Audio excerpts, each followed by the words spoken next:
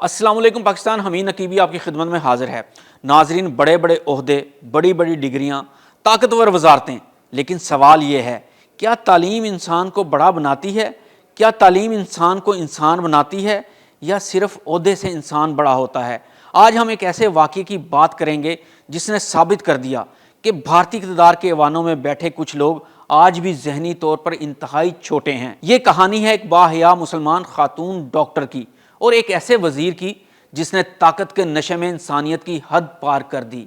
سوال یہ ہے کہ کیا ایک وزیر اعلیٰ سر عام کسی خاتون کا زبردستی حجاب ہٹا سکتا ہے؟ ہندوستان میں عام مسلمان عورت کس قدر غیر محفوظ ہو چکی ہے؟ کیا یہ محض ایک لمحاتی حرکت تھی یا بھارت میں چھپے ہوئے تعصب کی ایک جھلک؟ کیا واقعی بھارت اقلیتوں کے لیے محفوظ ہے یا یہ سب صرف نعرے ہیں؟ ناظرین، یہ واقعہ پیش آیا بھارت کی ریاست بہار میں، جہاں وزیر اعلیٰ نتیش کمار ایک سرکاری تقریب میں نئے ڈاکٹرز کو اپائنٹمنٹ لیٹرز دے رہے تھے۔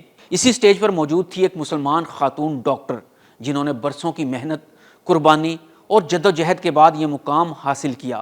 وہ خاتون حجاب اور نقاب میں تھیں، جیسا کہ ان کا مذہبی حق ہے، ان کی شناخت ہے، ان کی مرضی ہے، لیکن اسی لمحے ایک ایسا عمل ہوا جس نے پوری دنیا کو ہلا کر رکھ دیا۔ وزیر اعلیٰ نتیش کمار نے سب کے سامنے اس خاتون کا حجاب زبردستی ہٹا دیا، نہ اجازت، نہ احترام اور نہ ہی کوئی شرم و حیا۔ اور بہت حیرت کی بات یہ ہے کہ وزیر اعلیٰ کے ساتھ کھڑے ہوئے دیگر افسران بھی ٹھٹھے مارتے رہے۔ نہ تو کسی نے وزیر کی اس حرکت پر وزیر کو روکا اور نہ ہی کسی نے خاتون ڈاکٹر کی داد رسی کی۔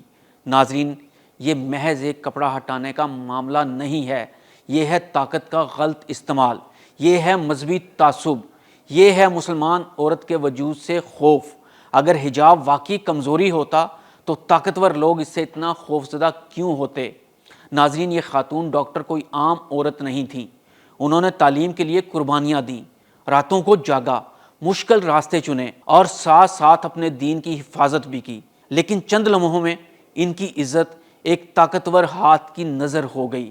یہ صرف ان کا دکھ نہیں، یہ ہندوستان اور پوری دنیا کی ہر مسلمان بہن کا دکھ ہے۔ ناظرین، بھارت خود کو دنیا کی سب سے بڑی جمہوریت کہتا ہے، سیکولرزم کے دعوے کرتا ہے، لیکن حقیقت یہ ہے کہ جب بات مسلمان عورت کی آتی ہے تو یہی جمہوریت خاموش ہو جاتی ہے، یہی سیکولرزم اندھا ہو جاتا ہے۔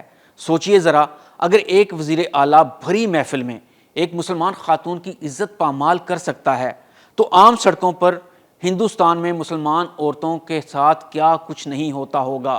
یہ واقعہ بھارت کے اندر مسلمانوں کی اصلی حالت کا آئینہ دکھاتا ہے۔ ناظرین، آج ہمیں قائد اعظم محمد علی جناح کا شکر گزار ہونا چاہیے، انہوں نے وقت پر سمجھ لیا تھا کہ مسلمان ہندو اکثریت میں محفوظ نہیں رہ سکتے۔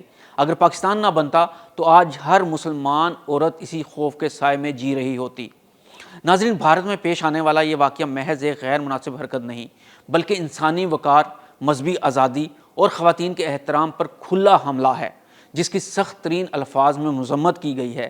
اپوزیشن جماعتوں بالخصوص کانگریس اور راشٹریہ جنتا دل نے اسے ایک شرمناک، گھناؤنا اور ناقابل قبول فعل قرار دیتے ہوئے کہا ہے کہ ایک وزیر اعلیٰ کا کسی مسلمان خاتون کا حجاب زبردستی ہٹانا دراصل ریاستی طاقت کے غرور اور اقلیتوں کے خلاف چھپے تعصب کا واضح اظہار ہے۔